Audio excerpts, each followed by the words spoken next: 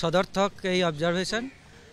আমার তো মনে হয় যে এটা এড়ানো তো যেতই, কিন্তু আমার মনে হয় এরপরে যারা সরকার এবং যারা এটার সঙ্গে যুক্ত তারা নিশ্চয়ই দ্রুত তাদের নিজেদের ভুল বুঝতে পারবেন এবং সংশোধন করে নেবেন বলেই আমি আশা করি। যারা আইনজীবীরা আছেন তারা যে পরামর্শ দেবেন, তারা নিজেরাই স্বতঃস্ফূর্তভাবে এগিয়ে এসছেন ছাত্রছাত্রীদের পাশে।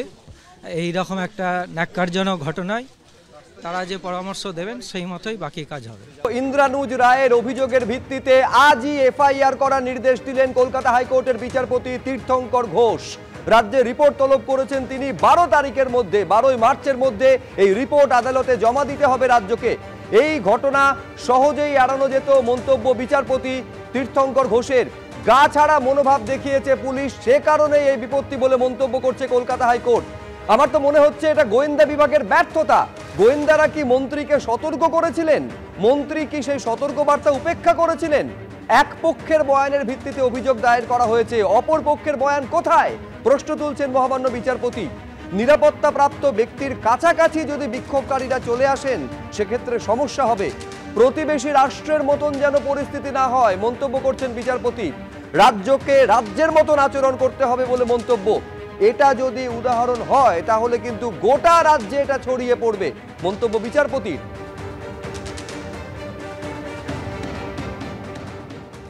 যাদবপুর বিশ্ববিদ্যালয়ের ঘটনায় আপনারা সকলে জানেন যে 7খানা এফআইআর রেজিস্টার হয়েছে। 7খানাই হচ্ছে শাসক দলের ভার্সান আর পুলিশের ভার্সান। অথচ ছাত্ররা যারা ইনজিওর্ড হয়েছে তারা অভিযোগ করেছে, তাদের অভিযোগকে এফআইআর করা হয়নি। আদালতে আজকে প্রশ্ন করে কেন এফআইআর হয়নি, জাস্টিফিকেশন দেওয়ার চেষ্টা হয়েছে স্টেটের পক্ষ থেকে। আলটিমেটলি আদালত বলেছেন আজকের মধ্যে এফআইআর করতে হবে, আর 7 দিন পরে কি তদন্ত করছে তার রিপোর্ট জমা করতে হবে আদালতকে। একই সঙ্গে যে প্রশ্নগুলো উঠে এসছে, আদালত বলেছেন যে স্টেটকে স্টেটের মতো বিহেভ করতে হবে। স্টেট যদি বায়াসড মনোভাব দেখায় তাহলে তো সাধারণ মানুষের বিশ্বাস উঠে যায়। আর ইন্টেলিজেন্স কী করছিল এই ঘটনা যে ঘটল, যেখানে রাজ্যের মন্ত্রী আসছেন, সেই মন্ত্রী তার কাছে ইন্টেলিজেন্সের খবর ছিল কিনা? আপনি এত হোয়াটসঅ্যাপ দেখাচ্ছেন, তাহলে সেই খবর যদি আপনার কাছে ছিল তাহলে মন্ত্রীকে জানানো হয়েছিল কিনা? যদি মন্ত্রীকে জানানো হয়ে থাকে তাহলে সেই জানানোর পরেও তিনি সেটাকে অমান্য করে গেছেন কিনা? তো এই সংক্রান্ত রিপোর্ট আদালতকে পেশ করতে হবে আগামী 7 দিন পর। এদিকে যাদবপুর কাণ্ডের প্রতিবাদে অধ্যাপকেরা মিছিলে হাঁটছেন, যে মিছিলে পড়ুয়ারা পর্যন্ত রয়েছেন। যখন ইন্দ্রানুজ রায়ের বাবা তিনিও এই মিছিলে হাঁটতে দেখতে পাচ্ছেন যাদবপুর বিশ্ববিদ্যালয়ের ক্যাম্পাসের ভেতরে এই মিছিল। আমি সরাসরি সেখানে চলে যাব, আমাদের প্রতিনিধি পার্থপ্রতিম ঘোষ রয়েছেন। ঠিক কি দাবি তোলা হচ্ছে মিছিল থেকে পার্থ? এই মুহূর্তে মিছিল কোথায় রয়েছে, কারা কারা অংশগ্রহণ করেছেন মিছিলে?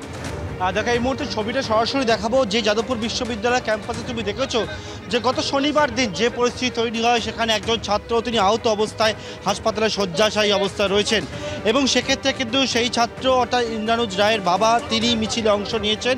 এবং এই মিছিলটা মূলত জুটা অর্থাৎ যাদবপুর ইউনিভার্সিটি টিচার অ্যাসোসিয়েশন, এছাড়া যারা নন টিচিং স্টাফ, এছাড়া অভিভাবকরা তারা মিলে এবং যাদবপুর বিশ্ববিদ্যালয়ের স্টেক হোল্ডারদের মিছিল এটি। এবং সেই মিছিল থেকে মূলত যে বিষয়টা তুলে ধরা হচ্ছে সেটা হচ্ছে যে এক হচ্ছে যে শিক্ষাঙ্গনে শিক্ষার পরিবেশ সেটা ফিরুক, এবং সেই শিক্ষাঙ্গনে শিক্ষার পরিবেশ ফিরুক। এবং গত শনিবারের যে ঘটনা, সেই ঘটনার পরিপ্রেক্ষিতে কিন্তু একেবারে আজকের এই মিছিল। এবং সেই মিছিল থেকে একেবারে যে ব্যানার সামনে আমি দেখাতে পারবো সহকর্মীকে, বিশ্ববিদ্যালয় শিক্ষার সুষ্ঠু পরিবেশ চাই এবং প্রথম বর্ষে ছাত্রের ওপর যে গাড়ি চালানোর ঘটনা, সেই ঘটনার বিচার চাই, এই রকম যে দাবি দেওয়া, সেই দাবি দেওয়া নিয়ে এই মিছিল যাদবপুর বিশ্ববিদ্যালয় ক্যাম্পাসে। বর্তমানে ক্যাম্পাস থেকে বেরিয়ে সেই মিছিল একেবারে রাস্তায়, সেখান থেকে 8B থেকে আবারও যাদবপুর বিশ্ববিদ্যালয় ক্যাম্পাসে ফিরেছে সেই মিছিল। এবং সেখান থেকে দেখতে পাচ্ছ যারা এখানকার টিচার, নন টিচিং স্টাফ, এছাড়া অভিভাবকরা তারা একসঙ্গে এই যাদবপুর বিশ্ববিদ্যালয়ের যে ক্যাম্পাসে সেখানে তারা মিছিল করছেন। এবং সেই মিছিল একেবারে ইন্দ্রানুজ রায়ের বাবা তিনিও শিক্ষকদের সঙ্গে এই মিছিলে তিনিও কিন্তু পা মিলিয়েছেন। সরাসরি এই ছবি পার্থপ্রতিম ঘোষ আমাদের সামনে তুলে ধরছেন, যেখানে যাদবপুর বিশ্ববিদ্যালয় ক্যাম্পাসে একেবারে শিক্ষাঙ্গনে শিক্ষার পরিবেশ ফিরিয়ে আনার দাবিতে এই যে মিছিল, যাদবপুর বিশ্ববিদ্যালয়ের ঘটনার প্রতিবাদে, যেখানে অধ্যাপক পড়ুয়ারাও রয়েছেন, পাশাপাশি ইন্দ্রানুজ রায় এই মুহূর্তে হাসপাতালে যিনি চিকিৎসাধীন রয়েছেন, আহত ছাত্র তার বাবাও হাঁটছেন।